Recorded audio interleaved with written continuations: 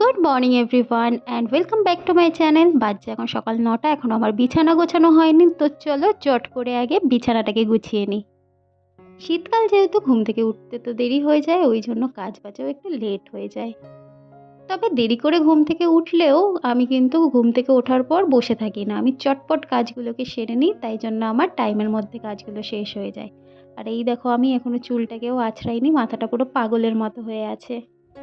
তো চলো রান্নাঘরে যাওয়া যাক, আগে রান্নাটাকে বসিয়ে দিই। আজকে একদম অন্যরকমভাবে একটা ডালের রেসিপি করব। দেখো, কড়াই তেল গরম করে তার মধ্যে একটু পাঁচফোড়ন দিয়ে দিয়েছি, আর দিয়ে দিয়েছি পেঁয়াজ কাঁচা লঙ্কা, একটু ভাজা ভাজা করে এর মধ্যে একটা কেটে রাখা কুচিয়ে পেঁয়াজ দিয়ে দিয়েছি। তারপর আবারও ভালো করে নাড়াচাড়া করে নিলাম।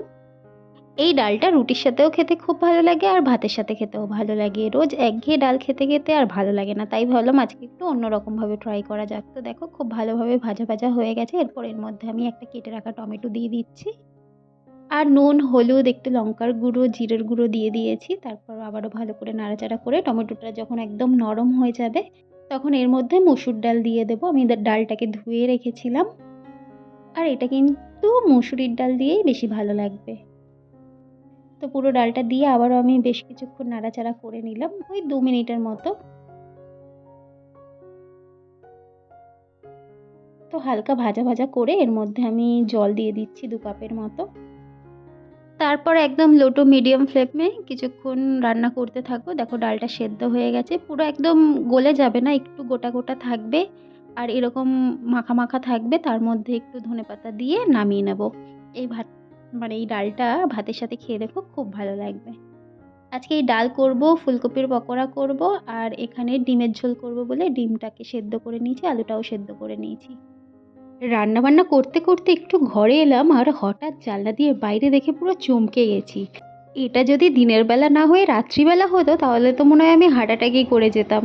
সাদা কাপড় পরে পুরো ভূত মনে হচ্ছে। এটা হচ্ছে ওই সামনের বাগান বাড়ির দাদু আর কি, ইনি টেক কেয়ার করে বাগান বাড়ির। এই 2 দিন ধরে এত ঠান্ডা পড়েছে, রান্নাঘরে রীতিমতো কাঁপতে কাঁপতে রান্না করেছি। এখন এসে জানলার উপর একটু রোদের উপর বসলাম, আর হঠাৎ করে দাদুকে দেখে ভয় পেয়ে গেছি। আসলে দাদু ছাদে উঠে রোদ পোয়াচ্ছিল, আর সাদা ধুতি পরেছিল, ওই জন্য পুরো একবার কেউ দেখলে হট করে ভয় পেয়ে যাবে। রান্নাবান্না আমার হয়ে গেছে, ঘরটাকে মুছে নিচ্ছি, তারপর স্নান করে নেব। মিষ্টু, ঠান্ডা লাগছে মিষ্টু? মিষ্টু, এই যো, তোমার ঠান্ডা লাগছে? ঠান্ডা লাগছে? হ্যাঁ, দেখো দাদুকে দেখো,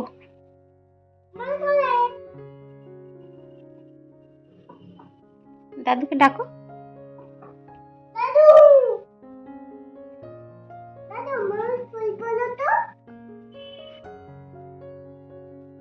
মিষ্টু এসেছিল, ওর সাথে একটু খেলছিলাম, তারপর স্নান করে নিলাম, স্নান করে চলে এসেছি। একটু ফুলকপির পকোড়া করব, ডালের সাথে খেতে বেশ ভালো লাগবে। গরম গরম ভাজছি, এবার খাওয়া দাওয়াটা করে নেব।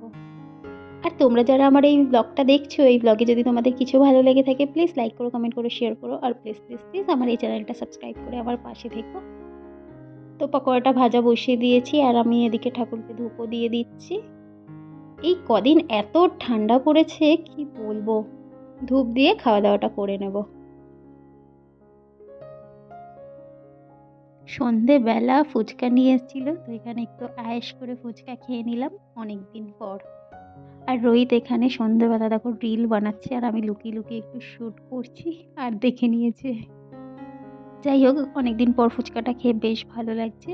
অনেকক্ষণ হয়ে গেছে ফুচকা খেয়েছি, এবার একটু চা বানাবো, লাল চা বানিয়ে চাটা খেয়ে নেবো, তারপরে যাবো রাতে রুটি করতে। তো এখানে রাতে রুটি করতে চলে এসেছি, আলুর চচ্চড়ি করবো বলে আলুটাকে কেটে নিয়েছি, আর এদিকে রুটি করার জন্য রুটি বেলে নিচ্ছি।